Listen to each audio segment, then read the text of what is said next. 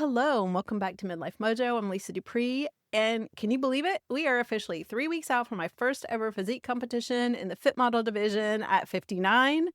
And it's hard for me to believe, but it's getting real now. I'm getting there.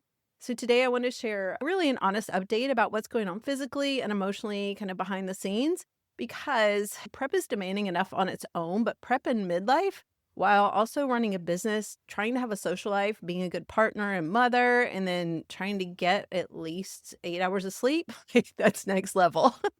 So I wanted to start with something that's been coming up a lot lately, and that is emotional triggers.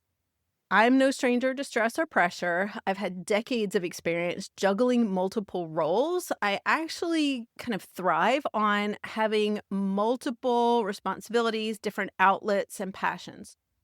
But the past couple of weeks have brought out some emotional reactions that I just really wasn't expecting. And I want to talk about them because I know I'm not the only one who's felt this way when there's a lot on your plate and you're just trying to make it through a chaotic week. Um, I've really noticed that I'm way more emotional and sensitive. Little things have set me off recently that would never have even just been a thing at all. Like a random comment from a stranger that just was made in passing, unexpected change in plans. And even I dropped something in the kitchen the other day and I lost it.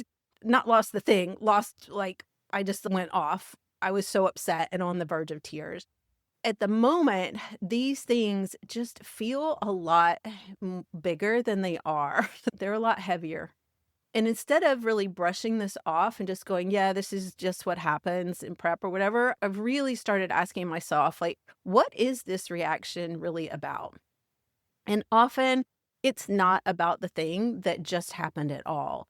It's about all the pressure that I'm carrying from different directions. Like the physical fatigue of just being in the last stage of preparing for this competition. Um, that's a good bit. I'm just tired. I'm tired. The monotony of a strict schedule. I have been doing the same things on repeat, it feels like, for, gosh, I don't know, well over a month now, like same meal plan, things like that. And I am not a kind of person who likes to do the same thing every day. I like variety. I don't like monotony. I mean, I'm trying to lean into routine and I do see the benefit, but that's just not my natural. And also the pressure that I've actually placed on myself to just do all the things. And for me, one of my biggest emotional triggers has always been overwhelm. When I am maxed out, my old go-tos really were to self-soothe with food or like a glass of wine. I'm not talking about like a binge, nothing out of control. It's just the act of reaching for something that's sweet and comforting kind of helps take the edge off. And honestly, like, that glass of wine isn't about the wine, isn't about the alcohol at all. It was really just about that ritual, the pause that happens at the end of a long day to help transition or signal that I can finally exhale and relax.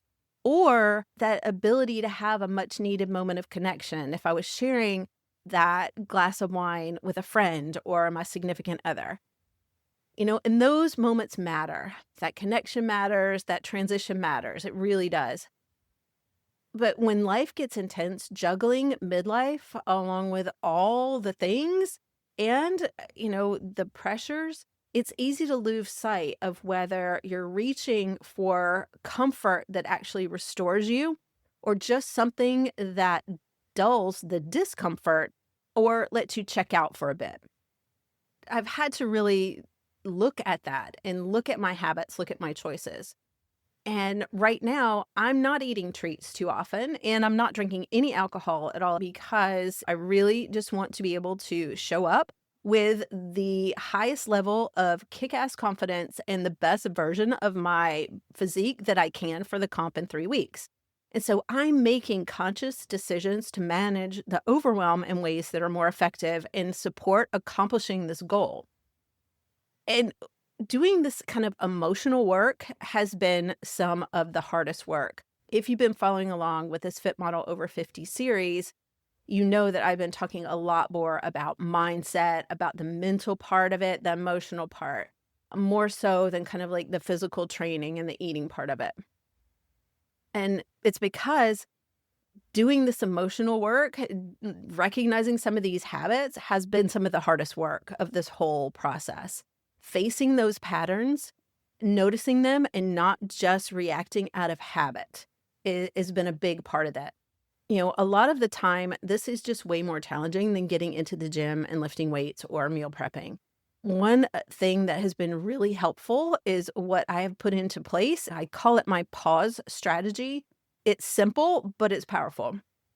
When I feel overwhelmed, stressed, or exhausted, I pause just for a moment and ask myself, what do I really need right now? What is going on right now? Not what do I want or what can I reach for, but what do I actually need? And sometimes that answer is movement. Sometimes it's quiet and stillness. Sometimes it's connection. And a lot of the time, it really is just noticing and honoring the present moment by acknowledging this is hard right now. Anytime we are working toward changing things, there are going to be those moments. Like, it's going to be hard. And that is okay. It is to be expected, and that is normal. That's how we create a new normal. But that tiny pause helps create space for me to respond in a way that supports me, rather than slipping into old patterns that don't support where I am right now or what I'm trying to accomplish. So if you're listening to this and thinking, yeah, I've been there too, I want to offer you this. Overwhelm happens. Triggers are going to come. You don't have to be at the mercy of them. That stress is going to happen. And so that pause, that moment to check in and ask, what do I really need right now? What's going on right now? What do I need?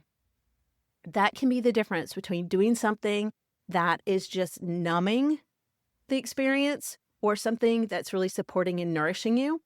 And is also the difference between this same old coping mechanisms that maybe aren't actually supporting you and actually caring for yourself. Now, this is not easy. It's simple. It's not necessarily easy. It is a skill and it takes practice. It's something that I'm practicing doing every single day, especially during this phase when everything is really dialed in. And at the same time, my emotions are all over the place. So maybe this week, this is an opportunity for you to give yourself a pause, a break, a short check-in, even just once.